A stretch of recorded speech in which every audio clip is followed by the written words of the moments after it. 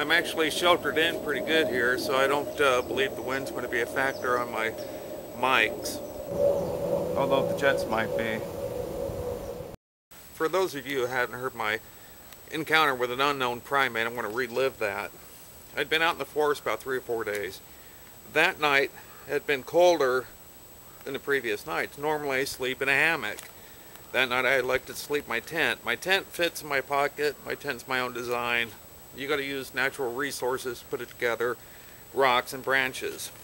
And I always keep my gear separate from my provisions.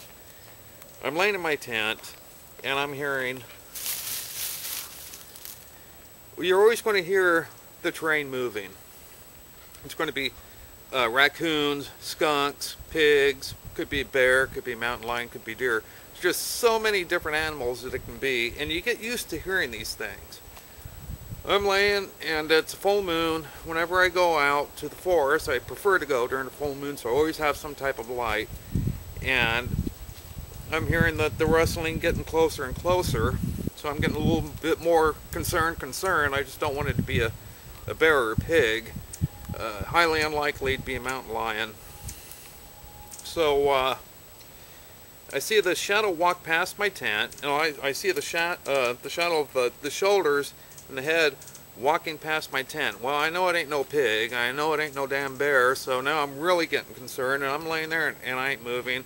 But I'm locked and loaded. My tent makes a lot of noise, so it's not a good idea to start moving around.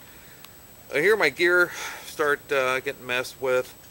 I hear my provisions getting messed with. And then my tent collapses and my legs get pushed on from the bottom up to my hips. Now I make a decision. I ain't going to do anything unless my chest, my neck, or my face starts getting pushed on. Then it's time to go to war. If you're going to open fire on something, you have to consider what the hell's going to happen after you're done.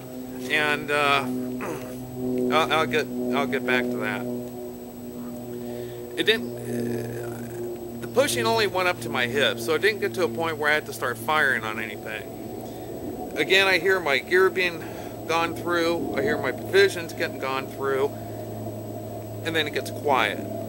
So I don't know if whatever it is still out there, or it walked off, and I'm laying in my tent probably 3 or 4 minutes, and I got out of it as quick as I could, and I went into a tree, and I sat in a tree all night. And I've told people, if you find yourself in a survival situation or unknown situation, climb a tree. There's only one way into a tree, people, so if you sit up there, you should be alright.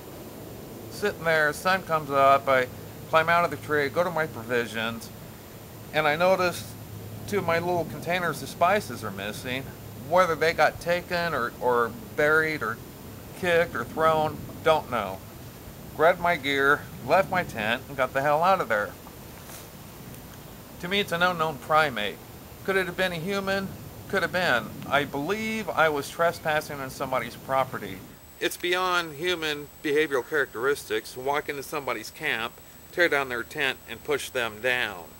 I'm not a Bigfoot researcher. I'm not going to hang out and look for a Bigfoot print, lay a little quarter on the ground and get measured. I get the hell out of there. A few days later, I'm talking to a friend. I explained the only thing that went missing were a couple of spices. And he said, well, what were they? And in one of the containers, I have a mixture of salt, pepper, garlic, onions, and I just kind of sprinkle it on an MRE and I'm good to go. And he said, in his way of thinking is, whatever took it knows the smell of garlic, knows the smell of onion. These are normal vegetables to be growing in the wilderness in areas like this. Getting back to the point about being in my tent.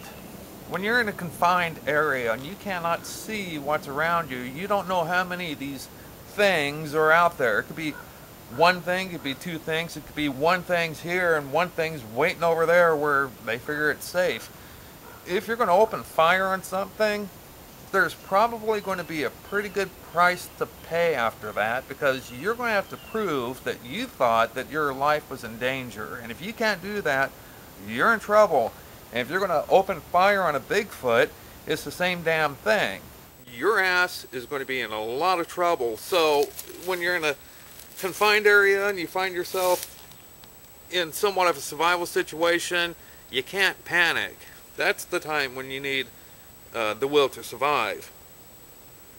In my opinion, I was lucky to get out of there with only losing some spices. Could have been a hell of a lot worse.